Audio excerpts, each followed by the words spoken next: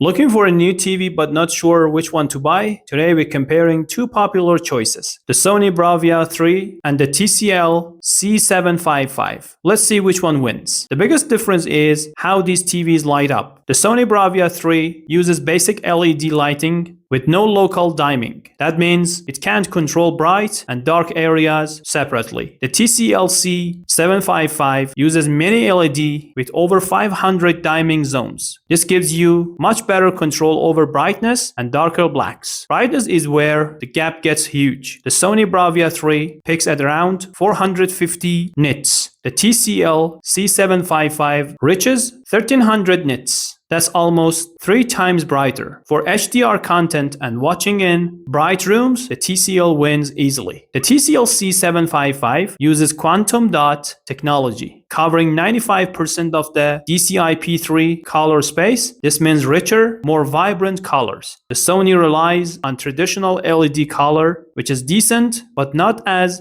wide or punchy. Both support Dolby Vision, but the TCL shows it off better. If you're a gamer, the TCL C755 is the clear winner. It has a 144 Hz refresh rate with VRR support. The Sony Bravia 3 is stock at 60 Hz with no VRR or HDMI 2.1. For smooth next-generation gaming, TCL dominates. Both TVs run Google TV, so the interface and apps are basically the same. You get all your streaming apps, voice control, and easy setup in either one. Here is where things get interesting. The Sony Bravia 3 costs more in most markets, even though it has fewer features. The TCL C755 gives you way more performance for less money. The TCL C755 is the better TV in almost every way. Better brightness, better colors, better for gaming, and it costs less. The Sony Bravia 3 has good processing, but it can't make up for weak hardware. If you want the best value, go with the TCL C755. Thanks for watching. Like and subscribe for more videos. See you next time.